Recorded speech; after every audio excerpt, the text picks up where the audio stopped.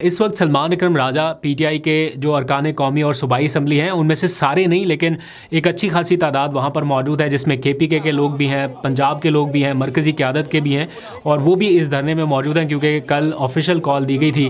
पंजाब की डोमेन में चूँकि ये जेल आती है तो पंजाब के अरकान असम्बली MPAs हों या MNAs हों, उनकी ज़िम्मेदारी ज़्यादा बनती है, तो इसलिए उनको कॉल दी गई कि वो वहाँ पर पहुँचे।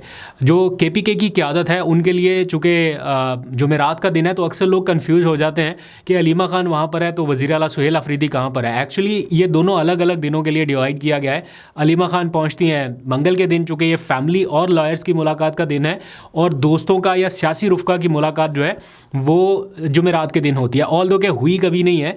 उनकी जो सियासी क़यादत है, मरकज़ी सियासी क़यादत, वो तो कोई तकरीबन साल 1.5 साल का टाइम होने वाला है। एक बार उनकी मुलाकात उस वक्त हुई थी जब ये हुकूमत और पीटीआई के दरमियान कोई मुज़ाकरात का मामला चल रहा था, तो साहबज़ादा हामिद रज़ा और बाकी सारे लोग, उनको एक बार एक्सेस दी गई थी कि ठीक है आप जाके मुशावरत कर ले। बल्कि मुझे जहाँ तक याद है 26वीं तरमीम वाला मामला था। यस, 26वीं तरमीम होने वाली थी। मौलाना फजलुर रहमान की रिहाइशगाह पर ये सारे इकट्ठे हुए और मौलाना और बिलावल ने कोई खुसूसी उस टाइम ये कहा था कि चले ठीक है, हुकूमत भी ये चाहती थी कि जो तरमीम हम करने जा रहे हैं उसके ऊपर पीटीआई का स्टैंप लग जाए, पीटीआई कंसेंसस में आ जाए, ऑन बोर्ड आ जाए, इसलिए चले अगर इनकी मुलाकात करानी भी पड़े तो करा दे। उस वक्त सियासी क़यादत की मुलाकात हुई, उसके बाद अभी तक ये मुलाकातें बंद हैं। अभी तो फैमिली की मुलाकातें भी बंद हैं, और आखिरी इतला तक पता चला था कि जो बुशरा बीबी है उनकी बेटी और उनकी भाभी आई थी मिलने के लिए, लेकिन माहौल देख के वो तो वापस चली गई। लेकिन इमरान खान के चाहने वाले कारकुनान वो बदस्तूर मौजूद हैं।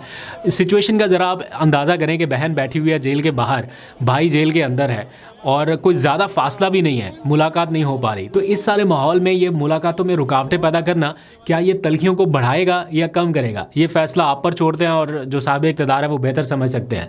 खैर, इसकी अपडेट आखिर में मैं आपको दोबारा से दे दूंगा। व्लॉग एंड करते वक्त क्या सिचुएशन है, अभी ज़रा सा आ जाइए कि पीटीआई के कैंप में क्या चल रहा है। कुछ हंगामी राब्ते हो रहे हैं। आज सुबह से जब से हम उठे हैं कवरेजेस हो रही है, एक जगह, दूसरी जगह, भी तीसरी जगह थोड़ी देर में जाना है। तो जनाब पीटीआई राब्ते कर रही है मुख्तलिफ सियासी जमातों से, तहरीक तहफ़्फ़ुज़ आईन पाकिस्तान के प्लेटफॉर्म से। इन मुलाकातों का मकसद 21-22 दिसंबर को जो कौमी कॉन्फ्रेंस होने जा रही है उसमें शिरकत की दावत देना है। तो मुलाकातों का आगाज़ आज शुरू हुआ।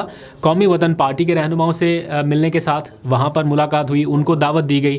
इसके बाद फिर ये सारा वफ़द पहुँचा जमात इस्लामी के पास। अभी जब मैं ये व्लॉग रिकॉर्ड कर रहा हूँ तो कुछ देर पहले ये मुलाकात हुई जमात इस्लामी के वफ़द के साथ भी। उन्होंने यही सारी सूरत डिस्कस किया कि किस तरह तनाव में कमी लाई जा सकती है, सियासी पोलराइजेशन कम की जा सकती है, या पूरी कौमी क़यादत इकट्ठा होकर कोई रोड मैप आगे का कोई बना सकती है, कोई ऐसी तजवीज़ सामने ला सकती है कि हम इस मामले से निकल सके। और फिर अभी थोड़ी देर बाद ये मुलाकात होनी है जमीयत उलमा इस्लाम के सरबराह मौलाना फजलुर रहमान से। जब आप व्लॉग देख रहे होंगे तो आपके पास अपडेट आ चुकी होगी, लेकिन इसमें कोई शायद प्रेस टॉक ना हो क्योंकि ये ऑफ द रिकॉर्ड मुलाकात होनी है। बाज़ाब्ता मीडिया को इन्वाइट नहीं किया जाएगा, लेकिन मेरे उनके तर्जुमान से बात हुई, उन्होंने कन्फर्म किया कि ये मुलाकात आज 8 बजे के लिए शेड्यूल है, तो ये मुलाकात भी हो जाएगी। उसमें देखते हैं कि मौलाना का क्या स्टैंस रहता है। ये पीटीआई और मौलाना का जो रिलेशन है कभी बहुत ज़्यादा अच्छे नोट पे चला जाता है, कभी एकदम से वर्स्ट पोजीशन पे आ जाता है। लेकिन मौलाना के साथ हुकूमत ने जो कर दिया है 26वीं तरमीम के साथ, और बिलखसूस 27वीं तरमीम के मौके पे, अब मौलाना के पास भी कोई बहुत ज़्यादा ऑप्शंस नहीं है, या वो लेवरेज अब बाकी नहीं रहा कि वो पीटीआई के साथ चले ना चले, उनकी अपनी मर्ज़ी।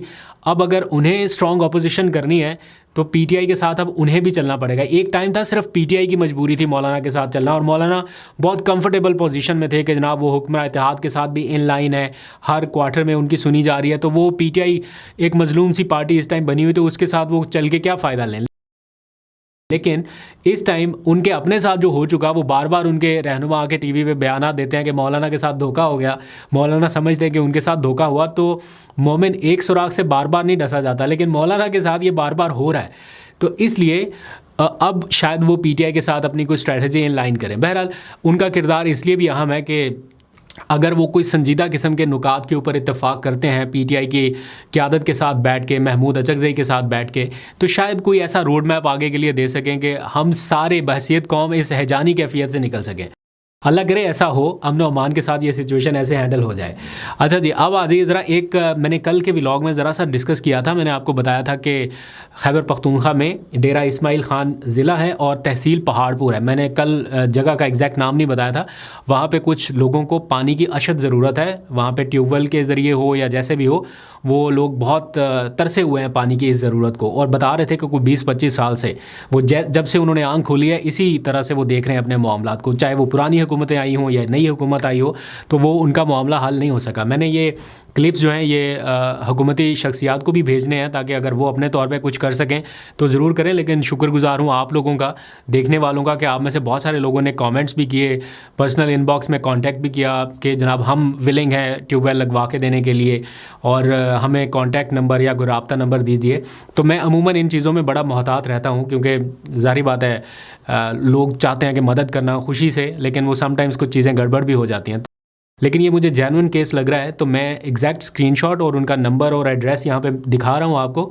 लेकिन मेरी आपसे इल्तिजा भी है, रिक्वेस्ट भी है, दरख्वास्त जो भी आप समझ लीजिए, कि कोई पैसों का लेन देन आप ना कीजिएगा किसी भी तरह से। लेकिन हाँ, अगर कोई ट्यूबवेल लगवा के दे सकता है, पानी की फ्राहमी मुमकिन बना सकता है अपने तौर पर, उसके वसाइल ऐसे हैं, तो वो ज़रूर इन लोगों की मदद करे जो वहाँ पर मैंने देखा मकीनों के हालात। ज़ाहिर बात है इसकी पहली प्रायोरिटी तो हुकूमत की ज़िम्मेदारी बनती है, हम उन तक भी भेजेंगे। लेकिन अगर कोई साहिब इस्तात चाहता है कि वो ये काम पहले करके दे सकता है, तो जितनी जल्दी पानी की बूंदें उन लोगों तक पहुंच जाए उतना अच्छा है। कादिर भाई, मैंने आपको मुकम्मल एड्रेस भेज दिया, तो इंशाल्लाह आपका हम ज़िंदगी भर आपके लिए दुआ करेगा, और हमारे गांव के लोग भी आपके लिए दुआ करेगा। जो आप हमारा आवाज़ बन किया और हमारा पानी का मसला हल कर रहे हैं, अल्लाह ताला इसका अजर आपको देगा। और इंशाल्लाह जब कंप्लीट होगा तो आप भी स्पेशल आएगा हमारे गांव में, स्पेशल दावत आपको दूंगा, ये खैरियत से हमारा मसला हल हो जाए। तो यहाँ पर मैं ऑथेंटिक केस का नंबर्स वगैरह यहाँ पे सारे दे रहा हूँ, लेकिन आपने पैसे जो है वो किसी के हैंड ओवर नहीं करने, क्योंकि उसमें फिर मामला थोड़े अलग हो जाते हैं। तो अगर इस तरह से मदद हो सके, खुद अपनी निगरानी में कुछ कर सके, तो ज़रूर कीजिएगा। अच्छा, अब आ जाइए एक और मामला। इस्लामाबाद में अदलिया के मामलात को लेके किस तरह से चीज़ें चल रही हैं वो बड़ी इंटरेस्टिंग होती जा रही हैं। आईनी अदालत बन गई। आईनी अदालत को कहाँ पे शिफ्ट करना था? शरई अदालत, वफाकी शरई अदालत। ये सुप्रीम कोर्ट के बिल्कुल ऑपोजिट एक वफाकी शरई अदालत है। उन्होंने उस टाइम इनकार कर दिया कि हम तो अपनी स्पेस खाली नहीं करेंगे, तो आईनी अदालत को वहाँ पे मुंतकिल कर दिया, इस्लामाबाद हाई कोर्ट के किसी जगह पे मैनेज कर दिया गया। अभी पता चला कि नहीं, वफाकी शरई अदालत जो है अब वो जाएगी इस्लामाबाद हाई कोर्ट, और इस्लामाबाद हाई कोर्ट से जो आईनी अदालत का बेंच है वो आ जाएगा वफाकी शरई अदालत में। तो यानी सुप्रीम कोर्ट ऑफ पाकिस्तान और आईनी बेंच ये बिल्कुल आमने सामने एक दूसरे के बैठेगा। तो सुप्रीम कौन होगा और सुपर पावर किसके पास होगी, ये अब कोई ढकी छुपी बात नहीं है, बिकॉज सुप्रीम कोर्ट अब सुप्रीम नहीं रही, उसके ऊपर अब आईनी अदालत का बेंच जो है वो काम करेगा। तो ये मसले मसाइल अभी चल रहे हैं, जैसे ये हल होंगे। मामलात हमारे कितने फंसे हुए हैं आईनी मामलात को लेके, लेकिन अभी तक हमें ये नहीं पता था कि आईनी अदालत कहाँ पे शिफ्ट होनी है, कहाँ पे उसकी बिल्डिंग बननी है, और हमने जनाब तरामीम करके पूरा स्ट्रक्चर फाइनलाइज कर दिया।